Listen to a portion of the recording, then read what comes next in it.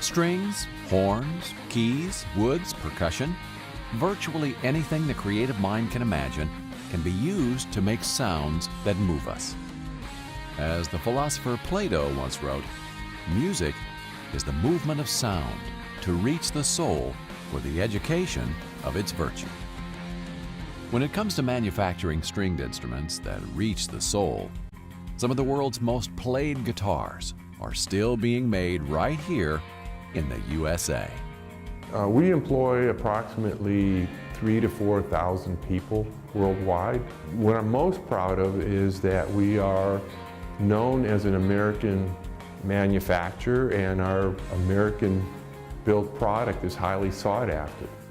Gibson is a U.S. company, and I think people take a natural pride in U.S. products. And I think they take an extra pride in Gibson because Gibson is not just something that's rolling off an assembly line. This is a guitar that means something to everybody who owns one.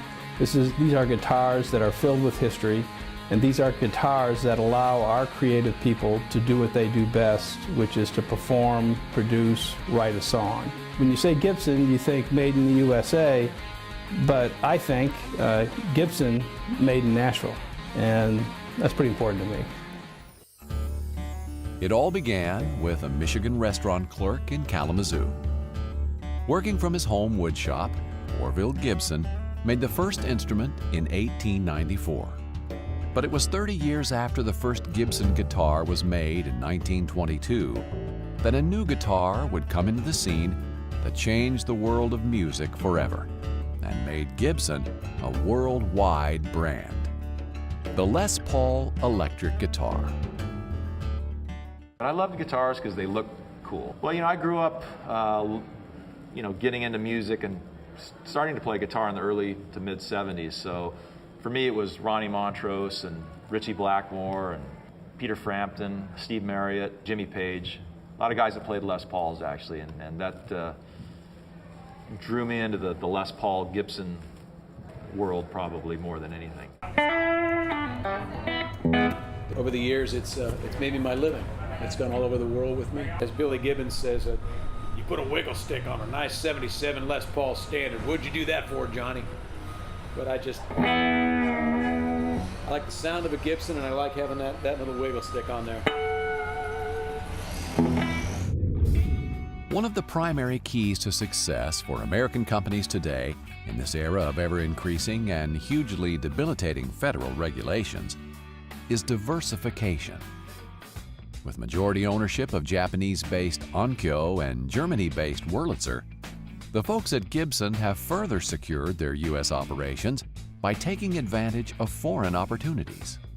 We believe that we're not just a guitar company, but we're a music and sound company, and that's the world the guitar lives in.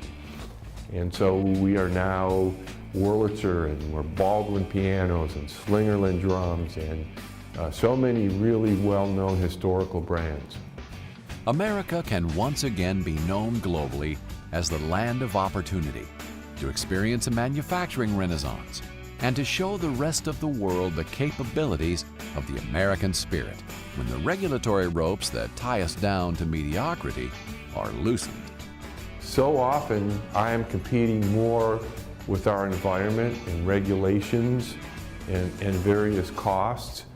Our competitors in other countries don't have that burden. What we want to do is focus on delivering exceptional product to consumers all over the world.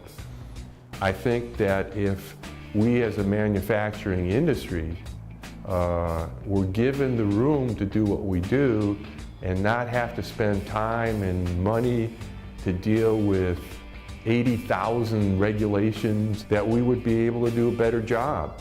And if we can do a better job, we can employ more people, our economy would be more successful, and the government would actually get more tax revenue as a consequence. So it's a win-win proposition. To learn more about Gibson Guitar Corporation and all of their brands, visit their website at www.gibson.com or call 1-800-4-GIBSON.